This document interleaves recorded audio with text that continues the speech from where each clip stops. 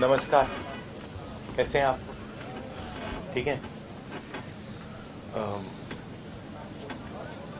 कुछ साल पहले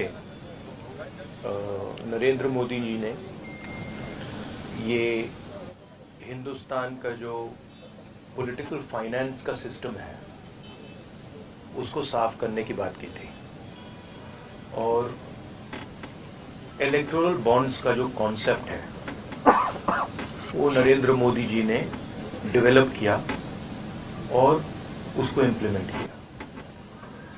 और कुछ ही दिन पहले इलेक्टोरल बॉन्ड की सच्चाई देश को दिखी है। बेसिकली जो नरेंद्र मोदी जी ने इलेक्टोरल बॉन्ड का कॉन्सेप्ट रखा है वो दुनिया का सबसे बड़ा एक्सटॉर्शन रैकेट है। मैं फिर से कह देता हूं, दुनिया का सबसे बड़ा नेशनल लेवल का एक्सटॉर्शन रैकेट है। कंपनियों से हफ्ता लेने का तरीका है, कंपनियों से कॉन्ट्रैक्ट्स का शेयर लेने का तरीका है और शायद सबसे बड़ा, दुनिया में सबसे बड़ा भ्रष्टाचार का स्कैम है। इसके सब आंकड़े आपके सामने हैं। पूरी कंपनी की लिस्ट अभी आई नहीं है। इसमें शेल कंपनीज हैं, इसमें सीबीआई ईडी से प्रेशर डाल के पैसा लिया जा रहा है, डेट्स हैं, कंपनी पर केस लगता है, उसी के थोड़े दिन बाद बीजेपी को पैसा मिलता है, हजारों करोड़ रुपए का कॉन्ट्रैक्ट मिलता है, कॉन्ट्रैक्ट का एक कट बीजेपी को डायरेक्ट मिलता है। तो ये प्रधानमंत्री का कॉन्सेप्ट है और दुनिया में सबसे बड़ा भ्रष्टाचार का, करप्शन का उदाहरण है। अंग्रेजी में बोलूं या some years back Prime Minister came up with a concept which he claimed was designed to clean Indian political finance, and at the heart of the concept was the idea of the electoral bond, the ability for corporates to give electoral bonds anonymously. Now it turns out that this is a way of extorting money from India's largest corporates. It is a way of stealing money from the biggest contracts in the country. It is a way of intimidating corporates and making them, forcing them to give money to the BJP. So it is the world's biggest corruption scam, it is the world's biggest extortion racket, and it is run by the Prime Minister of India. I don't really expect the Indian media to pick up this in a large way, because I know, from past experience, the type of things you focus on. But this is huge theft taking place right in front of everybody's eyes, and it has been orchestrated by the Indian Prime Minister. Now, if you have any questions, please. Yes, Archana. I'll come to you.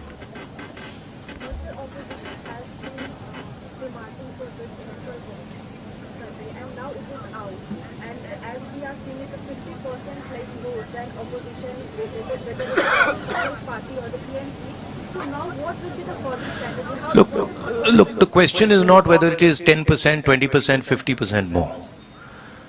The question is that none of the opposition parties have access to contracts at the national level.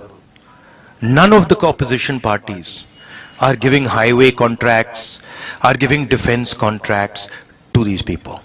Okay? So, none of the opposition parties are controlling the CBI. None of the opposition parties are putting Pegasus on people's phones. None of the opposition parties are controlling the income tax department. None of the opposition parties are controlling the Extortion Directorate. These are all controlled directly by the BJP and by the Prime Minister of India. And what we are seeing is criminal extortion from corporate India. Every single corporate knows this. They are scared, they are pressured, but this is what is going on. The question here is not opposition. The question here is that months after a contract is given, the corporate is suddenly giving electoral bonds to the BJP. The question here is, immediately after CBI is filing a case, ED is filing a case, the corporate is giving money to the BJP. This is the issue here, right? And it is blatant, and it is run by the Prime Minister of India. Yes. Technically, by law for extortion, you need a complaint. In a way, through electoral bonds, if BJP got 5,000 crores, Congress also got around 1,400. So these are allegations. What is the logical conclusion? These are not allegations; these are facts. If you look at these companies, you can see that certain of these companies have never donated money to the BJP, have got an ED case on them, a CBI case on them, and then immediately they are giving money to the BJP. You can see that there are a large number of shell companies here, right, which are connected to other companies, which are giving money to the BJP. It's upfront, right? So don't try and create this idea of technicality. Okay, you please be an impartial journalist, and you see what is in front of you, and don't try and muddy the waters. Right? There is no question here of what do you mean what happens next? What happens next is this is the criminal act that has been imposed on the people of India. That's what happens next. An investigation of this act hopefully takes place. Right? The Supreme Court acts on this, and as important, maybe it's about time some of you start writing about it. Yeah. हाँ जी. जो top 5 donors हैं उसमें से 3 donor वो हैं जिनके यहाँ पर आईटी या सीबीआई आती है, उसके बाद वो डोनेट करते हैं. अब कल चुनाव आयोग की ओर से डेट भी डिक्लेयर किया जाएगा चुनावों का, तो ये कितना अहम मुद्दा रहने वाला है 2024 चुनावों के लिए आप लोग? नहीं, ये देखिए, ये बहुत अहम मुद्दा तो है,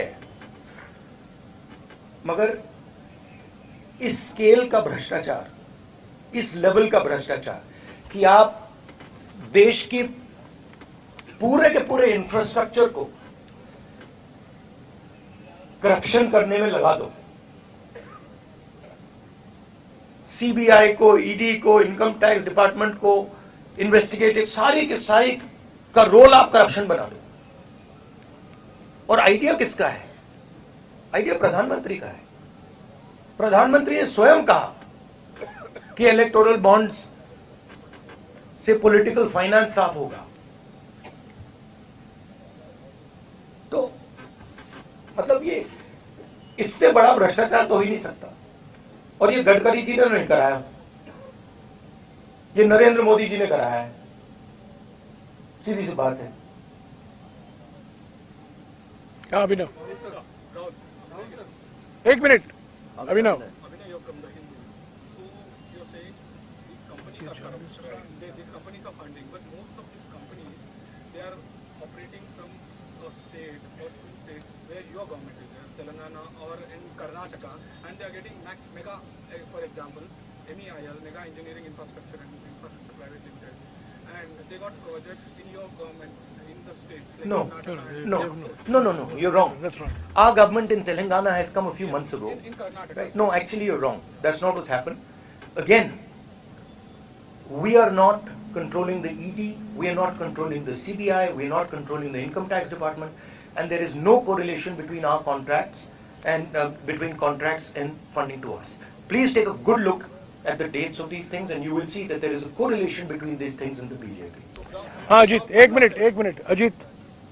मेरा सवाल भारत जोड़ो यात्रा से जुड़ा हुआ है. ये 5 साल 5 न्याय और 25 गारंटी के साथ भैया हमारा फोकस आज ये भ्रष्टाचार पे है. कल नहीं. इसी पे करने आ रहा हूं. अच्छा, तो यात्रा कल खत्म होगा. ये जो चुनाव 2024 का है, ये आपके लिए डू एंड डाई का चुनाव क्या होगा? और अगर कांग्रेस हारती है तो पहली बार होगा कि 15 साल के लिए कांग्रेस सत्ता से बाहर होगी। अगर अब आप देखिए, आप इसको डिस्ट्रैक्ट करने की कोशिश मत कीजिए, ठीक है? ये यात्रा के बारे में नहीं है, ये भ्रष्टाचार के बारे में है। आप लोग लगे रहते हो कि डिस्ट्रैक्ट करना है। रियलिटी ये है कि सबसे बड़ा भ्रष्टाचार हिंदुस्तान की हिस्ट्री में, हिंदुस्तान के पूरे इंस्टीट्यूशंस को लेकर नरेंद्र मोदी ने किया है, ठीक है? तो आप काइंडली इसको डिस्ट्रैक्ट करने की कोशिश मत कीजिए, बड़ा ऑब्वियस हो जाता है, सब लोगों को समझ आ जाता है। सर मैं एक पॉलिटिकल सवाल पूछूं। हाँ जी। सर इस तरह से महाराष्ट्र की जो भी पार्टियां हैं, शिवसेना है, राष्ट्रवादी है, और भी अलग अलग प्रदेश में इन पार्टियों को दो टुकड़ा किया जो महाविकास आघाड़ी के साथ में है, उसका इफेक्ट कितना पड़ेगा? और नहीं, वो दो टुकड़े में वो जो किया उसका पैसा कहां से आया? यहीं से तो आया। जो ये हिंदुस्तान में state government after state government गिरा रहे हैं, पैसा कहां से आ रहा है? इधर से तो आ रहा है। और ये अभी तो छोटा सा भाग दिखा है। तो इन्होंने पूरे के पूरे सिस्टम को एक्सटॉर्शन का सिस्टम बना दिया है। पॉलिटिकल पूरे स्ट्रक्चर को इन्होंने कैप्चर कर दिया है। सीबीआई इन्वेस्टिगेशन नहीं करती है, ईडी इन्वेस्टिगेशन नहीं करती है, एक्सटॉर्शन करती है। किसके लिए? बीजेपी के लिए।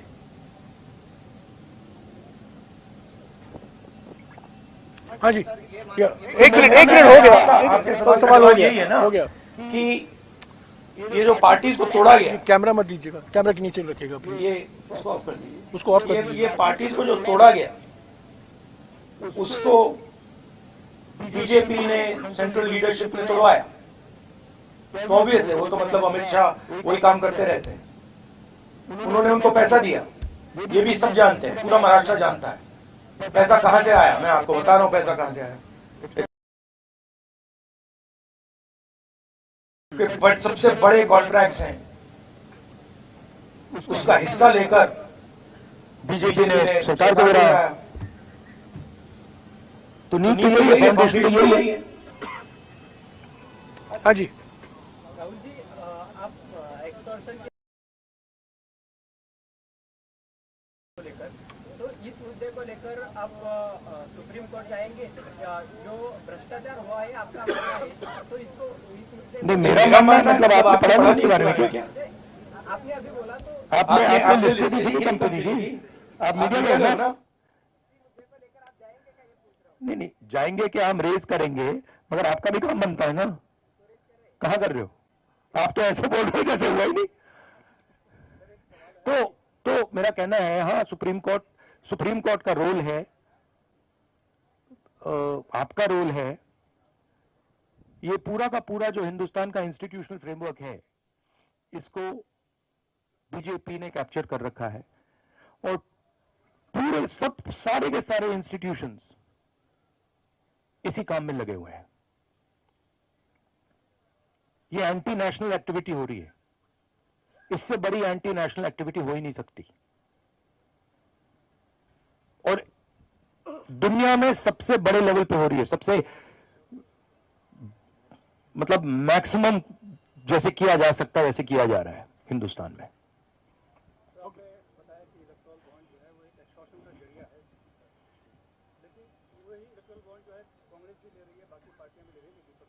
आप फिर से वही सवाल पूछ रहे हो। मैं आपको बता रहा हूं कि कांग्रेस पार्टी हिंदुस्तान की सरकार नहीं चलाती है। हाँ, उस पर डिस्कशन हो सकता है, इंडिया गठबंधन में डिस्कशन हो सकता है, मगर पॉइंट ये है कि CBI, ED, income tax department का प्रयोग किया जा रहा है, कंपनीज को एक्सटॉर्ट किया जा रहा है, बड़े बड़े कॉन्ट्रैक्ट्स का शेयर लिया जा रहा है, कॉन्ट्रैक्ट देने से पहले इलेक्टोरल बॉन्ड्स दिए जा रहे हैं और फिर एकदम बाद कॉन्ट्रैक्ट दिया जा रहा है। शेल कंपनीज उसमें भरी हुई हैं और ये पूरा का पूरा जो ढांचा है प्रधानमंत्री ने क्रिएट किया है, इनका ब्रेन चाइल्ड है। इन्होंने कहा है कि भाई इलेक्टोरल बॉन्ड्स हिंदुस्तान की राजनीति को साफ कर देगा। हो गया, अभिनव, please. No, we are doing one question. Thank you. You Ask your question, please. Rahul ji, आपकी यात्रा दूसरी बार महाराष्ट्र में आई। पहली बार जब आए थे तो कांग्रेस पार्टी की तस्वीर कुछ अलग थी, लेकिन अब जब आए हैं तो पूर्व सीएम से लेकर पूर्व सांसद तक पार्टी का साथ छोड़कर बीजेपी में चले गए, शिवसेना में चले गए। क्या नहीं, देखिए, पार्टी का साथ छोड़ के नहीं गए हैं। पैसा देकर, सीबीआई को यूज कर ईडी को यूज कर उन पर दबाव डाल के इनको पार्टियों को तोड़ा गया है। कांग्रेस को नहीं तोड़ा गया है। कांग्रेस का कोई नहीं गया है। कांग्रेस एक बिल्कुल साफ खड़ी हुई है वहां पे। हाँ, ठीक है, वो मिलिंद देवरा, वो ठीक है, वो कोई बड़ी बात नहीं है। तो हमारी पार्टी इंटैक्ट है। जरूर अशोक चौहान गए, मिलिंद देवरा गए, और हमारी पार्टी इंटैक्ट है। शिवसेना को, ये एनसीपी को पैसे से तोड़ा गया है। कैसे तोड़ा गया है आज मैं आपको बता रहा हूं। हाँ जी, न्यूज तक से रेडी। और चुनाव में यहां पे कांग्रेस पार्टी और हमारा जो गठबंधन है रिकॉर्ड मत से जीतने वाला है। हाँ जी, अमेठी से जुड़ा हुआ सवाल है। पूरी यात्रा कवर की है और जब हम अमेठी पहुंचे तो जनता के बीच बहुत ज्यादा डिमांड ये थी कि राहुल गांधी जी जो है वो चुनाव लड़े अमेठी से। तो क्या ऐसा होता हुआ दिखाई देगा? ये तो हमारी सीईसी है, खारगे जी हैं, वो ऑर्डर देंगे, मैं करूंगा जो भी उनकी राय है। मैं कांग्रेस पार्टी का सिपाही हूं, जो ऑर्डर मिलेगा करूंगा। We can. हाँ, Thank you. Last question. हाँ, ये सारे इलेक्ट्रल बॉन्ड में जितनी कंपनी लिस्टेड है उसमें से आपको जिसने फंडिंग किया है उनके भी नाम सामने आएंगे। तो आगे चलकर ऐसा होगा क्या कि आपको जिसने फंडिंग किया है उनको भी सीबीआई और ईडी से फिर से टारगेट किया जाएगा? हो सकता है। सीबीआई और ईडी जैसी चीज नहीं है, वो बीजेपी का औजार है, वो बीजेपी के कंट्रोल में है। हिंदुस्तान में जो हमारे इंस्टीट्यूशंस हुआ करते थे, वो आज इंस्टीट्यूशंस हिंदुस्तान के नहीं है। चाहे वो इलेक्शन कमीशन हो, चाहे वो सीबीआई हो, ईडी हो, ये सब हो, ये अब बीजेपी और आरएसएस के हथियार हैं। ये हिंदुस्तान के इंस्टीट्यूशंस नहीं रहे। इसीलिए ये जो हो रहा है ये हो पा रहा है। अगर ये इंस्टीट्यूशंस अपना काम करते, अगर सीबीआई अपना काम करती, ईडी अपना काम करती, तो ये नहीं होता। तो उनको ये भी सोचना चाहिए, ये जो सब कर रहे हैं, कि किसी ना किसी दिन बीजेपी की सरकार बदलेगी और फिर कार्रवाई होगी, और ऐसी कार्रवाई होगी कि मैं गारंटी कर रहा हूं ये फिर से कभी नहीं होगा। तो उनको भी सोचना चाहिए। Thank you. न्याय का हक मिलने तक।